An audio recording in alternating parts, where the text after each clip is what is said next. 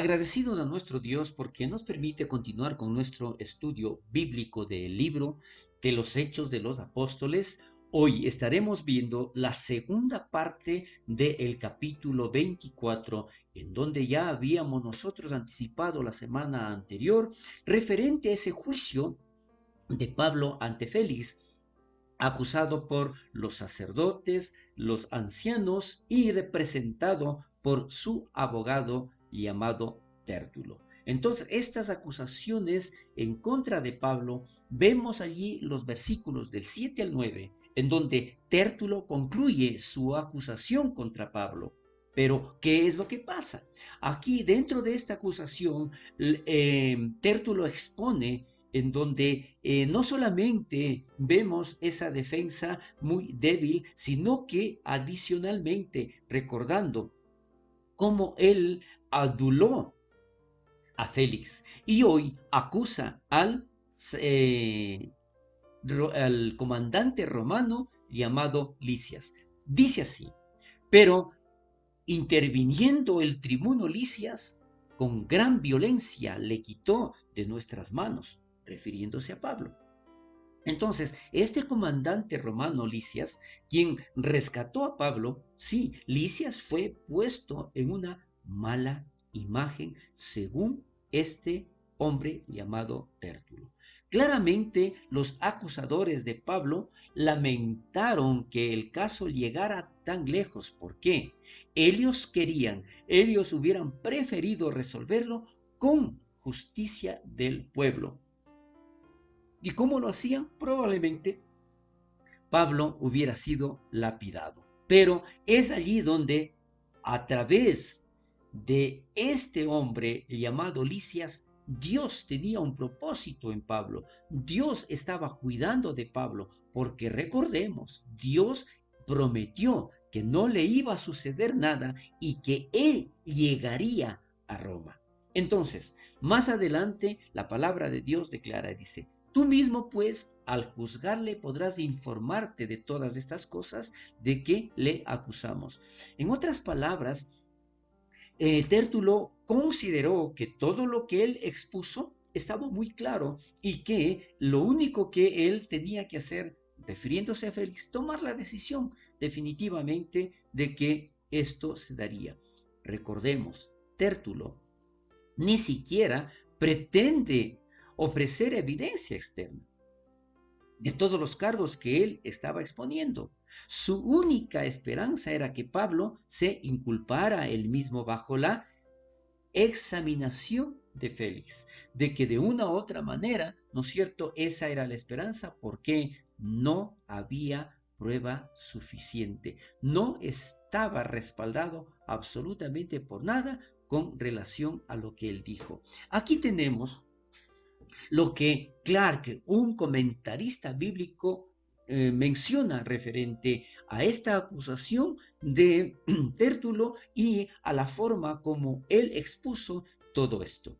Dice, su discurso fue considerado débil, pobre e imperfecto, e incluso quizás corto, con una muy mala causa. ¿Podría haberlo hecho mejor?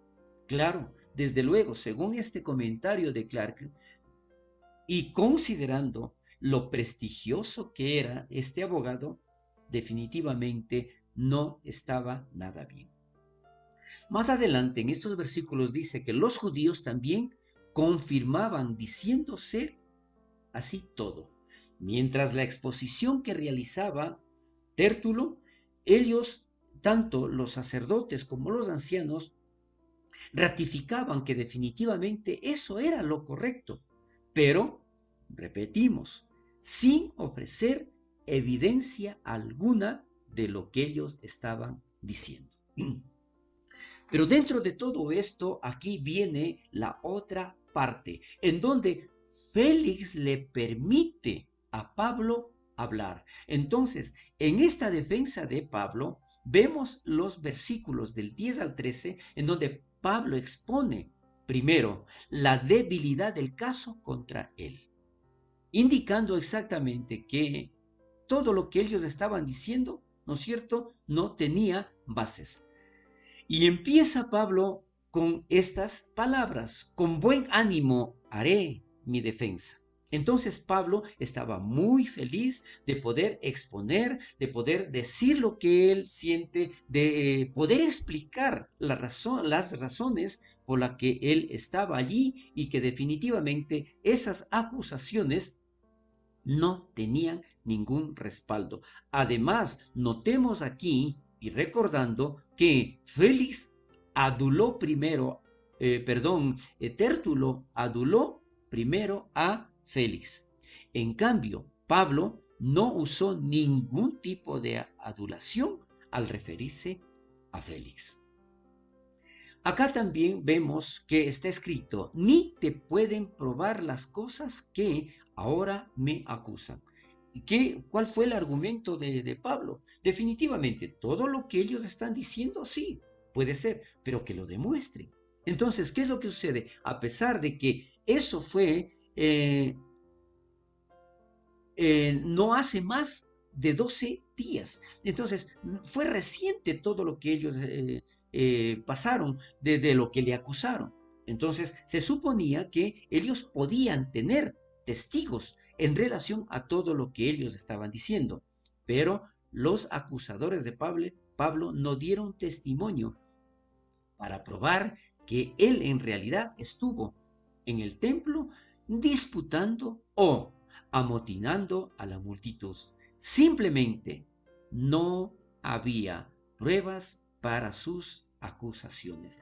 Podemos ver exactamente, ¿no?, cómo estaba hecho todo esto, y entre la defensa que aquí nosotros vemos tenía puntos a su favor Pablo, razones de peso en donde definitivamente no podían comprobar absolutamente nada de las supuestas acusaciones o herejías que cometió Pablo.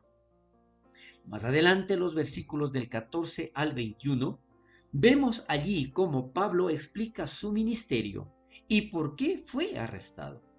Entonces, en esta oportunidad, Pablo dice: según el camino. Recordemos esta palabra, el camino, estaba determinado para identificar a todos aquellos que estaban siguiendo a Jesús y estaban predicando la palabra. Por eso se los llamó los del camino.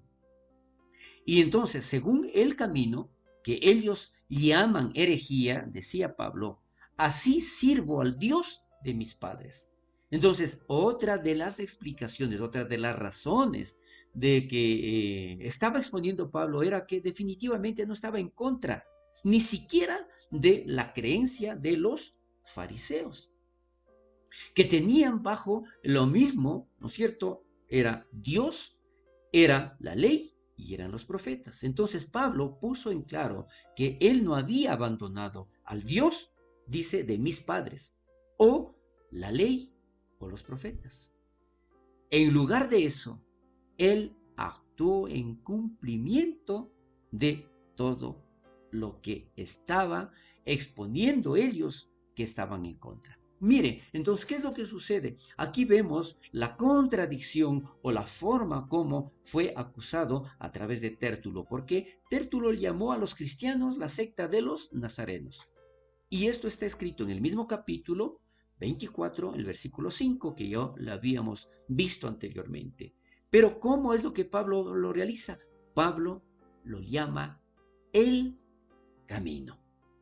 ¿Sí? Porque recordemos, Jesucristo es el camino y la verdad y la vida. Entonces, eso es lo que él estaba exponiendo y eso es lo que él le mencionaba.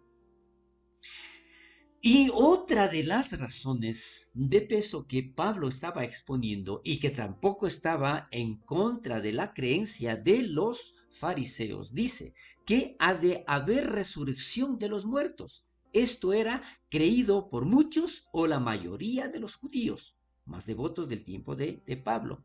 Los únicos que no estaban de acuerdo, y lo habíamos visto anteriormente, eran los saduceos. Y eso está escrito en el capítulo 23, versículo 8 de este libro de los Hechos. Vemos entonces acá que la creencia de Pablo de que habrá una resurrección estaba conectada a su confianza específica en la resurrección de Jesús, que está escrito en el primer libro de los Corintios, capítulo 15. Continuamos un poco más en base a estos versículos y esta frase también está escrita. Dice, así de justos como de injustos. ¿A qué se refiere? Pablo claramente creía en una resurrección tanto de justos como de injustos. La idea del sueño del alma o la aniquilación de los injustos no es precisa, de acuerdo con la enseñanza del Nuevo Testamento. Continuamos con estos versículos del 14 al 21, en donde también hay otra razón maravillosa que expone Pablo. La razón por la que él se encontraba allí, la razón por la que él fue acusado, fue y dice, vine a hacer limosnas y presentar ofrendas. ¿Y a qué se refería con esto? Esto se refiere a la recolección que hizo Pablo entre las iglesias gentiles del oeste por los cristianos en Judea. Y esto está escrito, está respaldado en Gálatas capítulo 2, versículo 10. También está en la carta a los Romanos capítulo 15, versículo 26 y en la segunda carta a los Corintios los capítulos 8 y 9. Si nosotros aquí nos damos cuenta, entonces, definitivamente Pablo pudo exponer sus razones. Él estaba dando exactamente la razón por la que él se encontraba en ese lugar y que realmente él estaba haciendo, que no tenía nada que ver con las acusaciones de los sacerdotes, de los ancianos. Más adelante dice, ellos debieran comparecer ante ti y acusarme si contra mí tienen algo. Entonces, ¿qué es lo que estaba diciendo aquí Pablo? Mira, realizaron toda la exposición, todas las acusaciones, sí, está bien, pero ¿dónde está la evidencia? ¿Dónde están las pruebas de que realmente yo cometí esos errores? De que yo hice algo malo, hice daño a alguien. En esto Pablo le recordó a Félix que no había testimonio, ni siquiera de testigos oculares, para probar los cargos de sus acusadores. Vemos entonces cómo en realidad la exposición del famoso abogado Tértulo no tenía ninguna base, ninguna prueba. Más adelante, en estos mismos versículos, dice aquí, referente a estos versículos, un comentario de Bruce, que es otro comentarista bíblico, ¿no es cierto? Dice este era un punto fuerte en su defensa. La gente que dio el grito al cielo de primera instancia, afirmando que eran testigos oculares de su presunto sacrilegio, no se habían tomado la molestia de estar presentes. En otras palabras, si realmente existían pruebas, existían testigos de que él había hecho algo malo, ¿dónde están? No había ni un solo testigo. ¿Por qué? Porque Pablo estaba en lo correcto. Él constantemente pedía evidencias en este caso, situación que nunca se dio. Nunca los acusadores estaban demostrando lo que ellos estaban declarando. Vemos entonces más adelante que definitivamente esta posición de Pablo debe ser siempre en todos nosotros. ¿Por qué? Dice aquí este enunciado, los cristianos no deberían ser tímidos o avergonzados acerca de la verdad o de la evidencia. O sea, nosotros no debemos preocuparnos, no debemos tener temor si hay alguna evidencia que se presente, porque si nosotros estamos en la verdad, y aquí menciona, si realmente estamos siguiendo a Dios, la verdad y la evidencia son nuestros amigos, no nuestros acusadores. Hasta aquí llegamos con este estudio bíblico. Hasta la próxima semana. Bendiciones.